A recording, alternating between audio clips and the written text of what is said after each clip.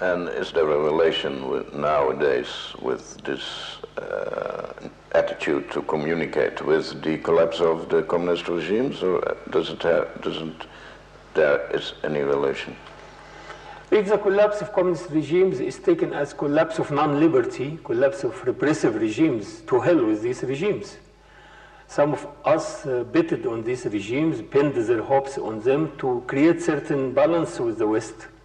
And in many cases, the West forced us to look at things this way because of the injustices, because of Western biases against us, because of unfair trade, unfair treatment, and all that. So many of us looked at the communist side as a counterbalance. Now that these experiments have fallen because they presented repressive regimes and non-respect of human liberty, bye-bye. We don't want similar regimes anymore. We have enough of that. But this is not to say that the West is to inherit this newly found power and to dictate to us what's to be done, simply because they have filled the vacuum of these falling regimes. Because the ones who would fill the vacuum could be the most racist circles in the West, like those neo-Nazi, neo-fascists. That is no good inheritance. That's no good alternative. It will create on our part this fundamentalist reaction, which we already see it, and which could be very violent also. No, we have to look at it in a more rational way, which is that the communist systems with their non-repression are out of the way. Now the way is open to a more positive Western contribution to support human liberty in the third world as much as they supported it in Eastern Europe, to give us a fairer share of the economic cake as much as they are investing in Eastern Europe now to make the economic lot better. We are also worthy of better economic contributions, not only aid, but also more constructive investment in our economies to improve them at the macro level and also at the micro level to improve the life standards of our citizens, the vast majority of whom live in abject poverty. So there is a lot to be done by the West being the advanced part of humankind now, at least in economic terms. And after economic terms, we ask for moral terms also. The West must have a moralistic vision to do with the system of values you are propagating worldwide. It's not only a question of you building the European Union.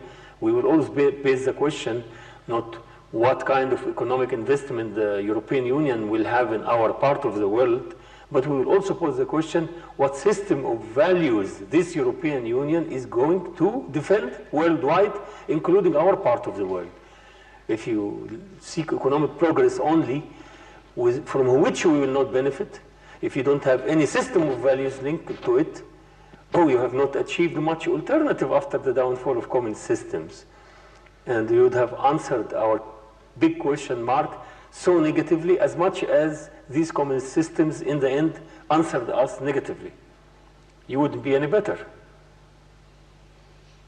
What will be the role of people like you living in your society, where there is now, say, a period of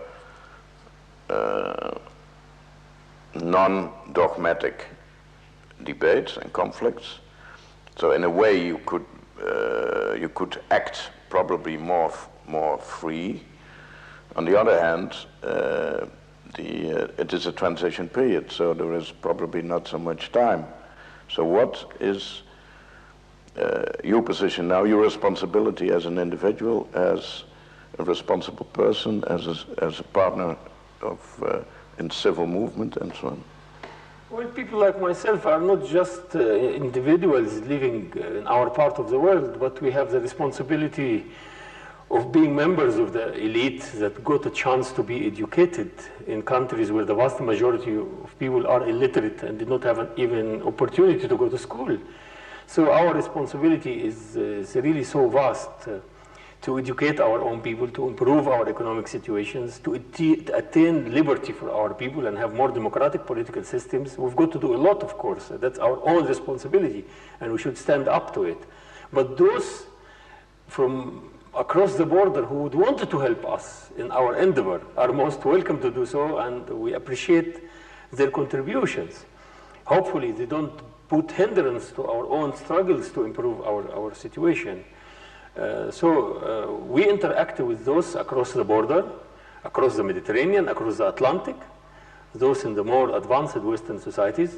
We interact with them, we learn their languages and we speak them, we read their books, we attend their conferences and seminars and meetings, we make our views clear in the hope that they will listen to us with real attention, what we're saying, to improve the lot of our people. And in the end, our people are your people, since we all form mankind or humankind.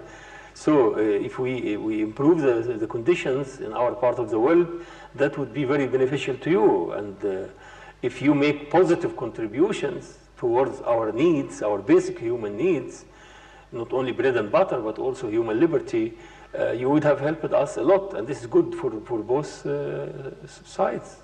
Yes, at least listen to us carefully. This is my simple and basic message. And if there is something you could do, please go ahead and do it. And let's dialogue about it. Let's exchange views about it. So what you do doesn't take the form of the diktat of the good old days of colonialism and imperialism. Not once again you come and tell us what to do. No, but we exchange views about what is good for both of us. In this framework, which respects equality, which keeps our esteem, we would welcome any positive contribution you could make through these intellectual and mental exchanges, as well as material contributions to our economists, to our deprived people, to our illiterate people, to our most needy, impoverished classes. That would be most appreciated.